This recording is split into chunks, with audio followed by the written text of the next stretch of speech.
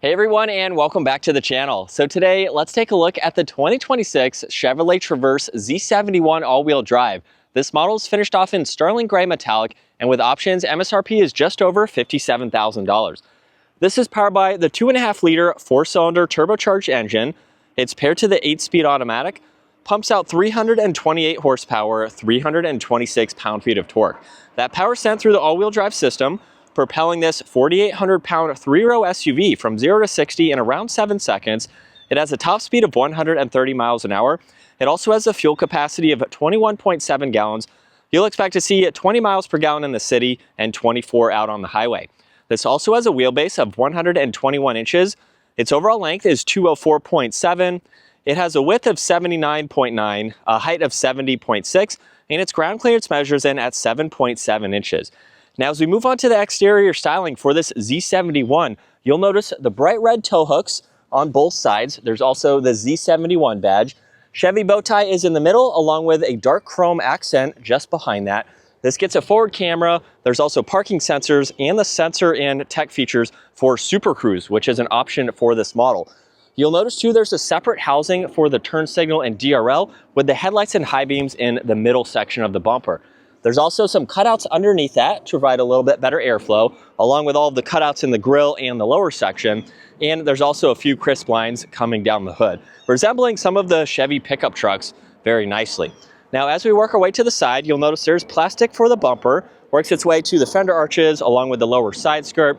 This also has an all-terrain tire along with the two-tone design for the 18-inch wheels. You'll notice too the Traverse badge. There's also the mirrors finished off in gloss black with a camera and a turn signal, some gloss black trim accents for the windows there. There's a roof rack and then a sunroof up top. As we take a step back, it has really good proportions for being a 3-row SUV, neat design for this side cargo window as well. And then in back, there's a two-tone design for the spoiler, along with the wiper blade in the lower section. There's also LEDs for the lighting, backup camera, parking sensors. This does get a quad-tip dual exhaust, interestingly enough. And then there's the hitch cover, where this is capable of towing around 5,000 pounds. Now, it also has remote start, so if you lock the vehicle and double tap this button, you can start it up, and then you have to hold on that button in order to shut it off. Now, you can also use the control on the key fob or the electronic release by the backup camera there, and you can gain access to the cargo space. Now, with the third row up, there's a good bit of space. There's also space under the floor, so you can place some items in there as needed. There's some tie-down hooks, and the third row is manual. Makes it very easy to do, even one-handed. You do have to have that captain's chair moved up slightly for it to go all the way down, but I like that better than having automatic seats because you can do that in a matter of seconds. And then up top, you do have the control to close the liftgate too. Now, as we work our way to the interior, you can lock and unlock this using all 4 doors, which is nice. So if it is locked, just push on that control.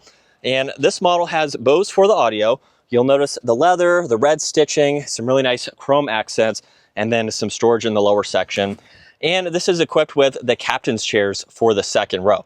To gain access to the third row, you could walk through the middle if you wanted to, or pull this release and you can move the whole seat forwards, allowing someone like myself at 5'10" to gain access to the 3 seats in the back.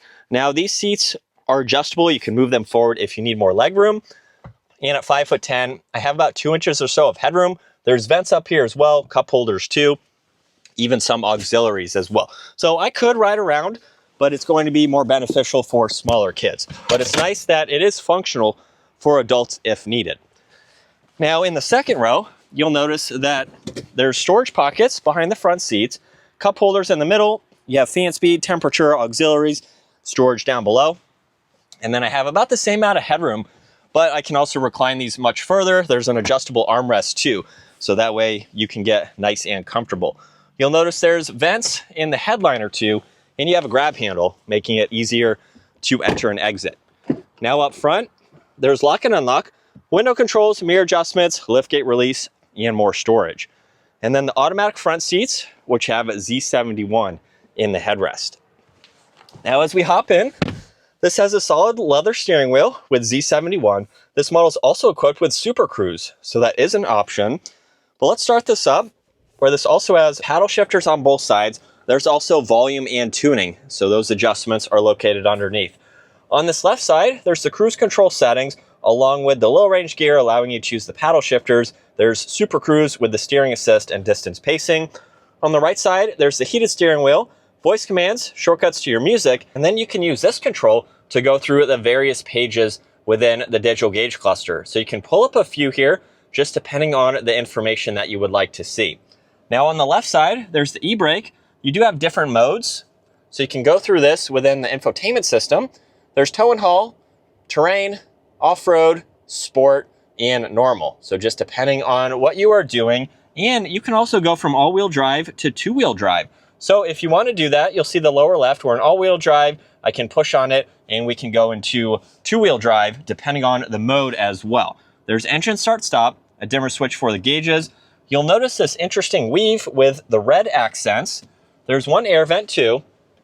And then with the rest of the infotainment system, you have a lot to go through. You can get into your vehicle status, monitor all of that. There's Apple CarPlay, Android Auto, even park assistance. You can get into the trailering views. There's even an off-road page as well. So you can monitor different vitals within all of these, depending on what you would like to see. Now there's also a split view. You can get into some controls here, like your camera, traction control. Your headlights are always going to be fixed on this left side, so you can quickly get into those, along with lane keeping assist and traction control. There's also music. You can get into navigation and your phone when that's paired. The lower section is fixed, so there's fan speed, heated seats, temperature adjustments, where you'd like the air to go, air vents underneath that, and then you do have some physical buttons. So there's temperature, fan speed, defrosters, and then on, off, and auto. You have wireless charging with auxiliaries, 2 cup holders, a little bit of storage behind that. There's also plenty of storage in the armrest, as well as in the glove box. This gets the digital rear view mirror, along with controls on this right side, so you can adjust a few of those settings. There's also some of the OnStar controls, sunglass holder, and then the controls for the sunshade and sunroof. Both of those are automatic. And then being a 3-row SUV, there's quite a lot of glass. This isn't a big vehicle, but it's pretty easy to see over both shoulders. And then to the right of the steering wheel on this column here, pull it towards you and up, that will put it into reverse. And you have several angles here. You can also put it into drive now by going towards you and down, or you can just push on the camera on the left there. You have a few different angles to look at as well. Park is going to be the end of the stock there. But let's go ahead now, get this out on the road. Setting off behind the wheel now for the Chevrolet Traverse. We have had a few of these in the past, so we've had them at a week at a time. I'm very familiar with this vehicle and what it's like to drive. I like the sizing of this vehicle because it's not large like the Chevy Tahoe. If you wanted a larger 3-row SUV, this is a little bit more compact, but it's still functional with that 3rd row. So if you're not looking for a bigger vehicle, this is still very manageable to drive, pretty easy to maneuver in smaller situations, parking situations. Maybe you have a smaller garage, you just need something that's not quite as large, but can still put in a lot of people. It is definitely a good option to go with. I think it has an adequate amount of power too, and you do have the different modes. So we can put it into sport mode. You can use this control on the left of the steering wheel, and that will activate the paddle shifters. So now I can drop it into 2nd gear, and here we go with a slight acceleration.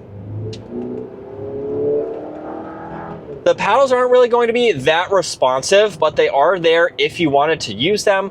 Mainly it would be better for towing. We had a small utility trailer on the back of this, so maybe 1,500 pounds or so. It could tow more of course, but you have those paddles there if you have some heavier cargo on the back, and you can use those as needed. But for its 4-cylinder turbo, I think it's pretty adequate. A lot of manufacturers are going towards smaller displacements like this, but it definitely has an adequate amount of power for this type of vehicle to get up to merge and to have some smaller trailers on the back, which is nice. Now for the driver's seat here at 5'10", I have maybe 5 inches or so of headroom, and this is a height adjustable seat. So all the way down, you can be a little bit taller than me and still fit pretty comfortably. So it's very spacious and roomy for this smaller size vehicle. Lots of nice materials too, pretty easy to go through all of the tech features that are available, which is nice. So if you're looking for something that's equipped with a good bit of tech, but it's relatively easy, user-friendly to go through, it's definitely a great choice. Now, like I mentioned with its maneuverability, we're making a 3-point turn here where, again, it's not a big vehicle, so we can easily see all around and quickly do that turn. Let's go ahead and get back up to speed here, where it doesn't seem like it's struggling at all. We're not getting high in the RPM range there, and we can easily get up to speed. And still in sport mode, second gear, here we go. And honestly, it's pretty quick. It gets up and moves. It has plenty of power to move this 3-row SUV. So this is what it's like to be behind the wheel for the Chevrolet Traverse. Like I mentioned earlier, the paddle shifters aren't that responsive for an acceleration like I just did. They're going to be better for towing or if you take this off the pavement. But they are there and functional when needed. And this has been a really nice SUV to drive. With its size too, it's very easy to keep in the lines. You really can't even tell that it's a 3-row SUV from the driver's seat, which is nice. So it has that smaller footprint. And it's a great commuting vehicle, one to haul people from point A to point B and just use it as an SUV. Put in a lot of items, fold all the seats down, and you have a really nice vehicle to rack up the miles and just use it as a family vehicle. So it's pretty comfortable, not a lot of road noise or wind noise out on the highway, and it's just a good overall vehicle, especially for its price too. Now there's several other trim levels, just depending on your budget and the options that you're looking to get. But for a 3-row SUV around the $60,000 mark, it's definitely an option to take a look at. If this is a layout that you like, all the tech features, we have some important controls down below, which is nice to have those as physical buttons. And then we'll do the same turnaround that I did earlier. Even on a small road like this, very maneuverable to easily do that. But that is going to wrap it up for the 2026 Chevrolet Traverse Z71. If you enjoyed today's video, give it a huge thumbs up and consider smashing that subscribe button so you can stay up to date with our daily uploads. I will see you all in the next video.